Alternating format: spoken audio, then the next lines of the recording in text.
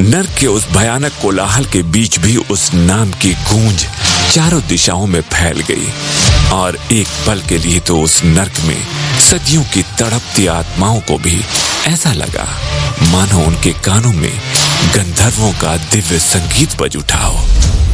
राधे का नाम सुनकर वो बूढ़ा आदमी अपने सफेद मोतियों से चमकते दांत दिखाते हुए अचानक से मुस्कुराया और उसने कहा, राधे, कितनी शीतलता है तुम्हारे नाम में। सुनते ही मन शांत सा हो गया। ये सुनकर राधे के चेहरे पर गहरे दुख के बादल छा गए। ये पहली बार था जब राधे ने इस नर्क में कुछ भी महसूस किया था। उस दुख से राधे की आंखें भर आई थी, लेकिन उस बूढ़े आदमी के सामने खुद को कमजोर नहीं दिखाना चाहता था। इसलिए उसने कठोर आवाज में कहा, शीतलता का एहसास? बहुत ज्यादा शीतलता भी कभी कभी जला देती है महाशय। ये सुनकर उस बूढ़े आदमी ने फिर से मुस्कुराते हुए कहा, अति तो हर चीज की बुरी होती है बरखुरदार। मिठाई भी ज्यादा मीठा डालने पर कड़वी लगने लगती है। ये सुनकर राधे गुस्से से भर गया। उसे लगा कि वो बूढ़ा उसकी बेइज्जती करने के इरादे से ही वहां आया था। हालांकि इस वक्त वो उस बूढ़े को वहां से मारकर भगा देना चाहता था, लेकिन ना जाने क्यों वो ऐसा कर नहीं पाया। वो बूढ़ा आदमी राधे की हर गतिविधि को बड़े ध्यान से देख भी रहा था और उसके मन के भावों को पढ़ भी रहा था, लेकिन फिर भी उसके चेहरे पर फैले शांति के भाव वैसे के वैसे ही थे। उसने आगे बढ़कर राधे का मन टटोलने के इरादे से पूछा, अगर तुम्हें मौका मिले तो क्या तुम इस जगह से बाहर निकलकर अपने नाम की शीतलता का एहसास करना चाहोगे? ये सुनते ही राधे चौंक गया और उसने पलटकर पहली बार उस बूढ़े आदमी को गौर से देखा। दूध से भी ज्यादा गोरा और हल्के गुलाबीपन की छटा लिए दमकता हुआ चेहरा, बर्फ की तरह चमकते सफेद बाल, लंबी दाढ़ी और ऊपर से नीचे तक सफेद चौगा पहने वो बूढ़ा आदमी सात्विकता और पवित्रता की मूरत लग रहा था।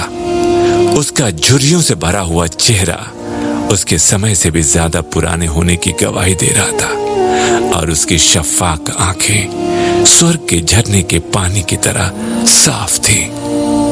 हालांकि ना तो वो बूढ़ा आदमी बहुत खूबसूरत था और ना ही आकर्षक, लेकिन फिर भी ना जाने उसकी शख्सियत में ऐसा क्या आकर्षण था कि राधे खुद को उसकी तरफ खींचता हुआ महसूस कर रहा था और कहीं ना कहीं ये खिंचाव उसे अच्छा नहीं लग रहा था। इसलिए राधे ने अपना मुंह फेर लिया तो उस बूढ़े आदमी ने एक कुटिल मुस्कान के साथ उससे पूछा, क्या हुआ राधे, क्या तुम यहाँ से आजाद होना नहीं चाहते?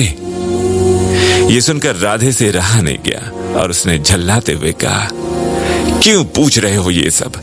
तुम शायद जानते नहीं कि मैं कौन हूं।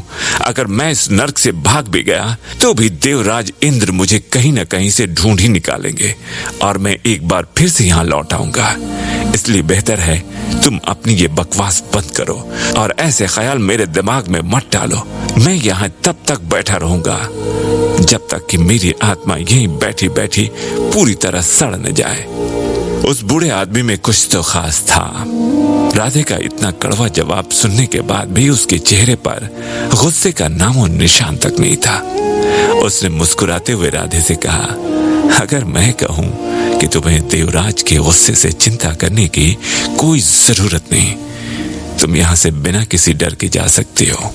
तो ये सुनकर राधे एक पल के लिए चौंक गया, लेकिन फिर उसने लाचारी भरे स्वर में कहा, क्यों मेरे जख्मों पर नमक छिड़क रहे हो? ये बातें करना आसान है, लेकिन ये तो तुम भी जानते हो और मैं भी कि देवराज इंद्र से बचना नामुमकिन है। ये सुनते ही अचानक से वो बूढ़ा आदमी उस चट्टान पर खड़ा हो गया और उसने गुस्से से अपने लंबे सफेद चौगे की बाह को हवा में लहराते हुए कहा, मेरे लिए कुछ भी नामुमकिन नहीं। देवराज इंद्र भी मेरा कुछ नहीं बिगाड़ सकते। जाओ जाओ, मैं तुम्हें आजाद करता हूं।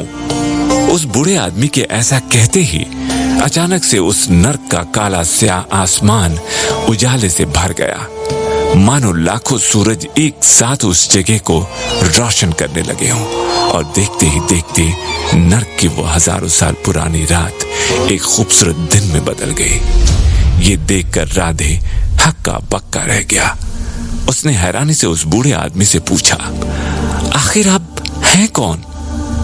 लेकिन इससे पहले कि राधे आगे कुछ भी कह पाता, उस बूढ़े आदमी ने अपनी मुट्ठी से नर्क की चट्टान पर एक जोरदार मुक्का मार दिया, जिससे वहां एक तेज धमाका हुआ और उस धमाके से निकली सफेद रोशनी से राधे की आंखें चौंधिया गई। देखते ही देखते उस सफेद रोशनी ने राधे को पूरी तरह से अपने आगोश में ले लिया। आखिर कौन था वो बूढ़ा आदमी और क्या किया था उसने राधे के साथ? कौन है राधे और इतनी दिव्य अलौकिक शक्तियां होने के बाद भी वो उस भयानक नर्क में क्या कर रहा था?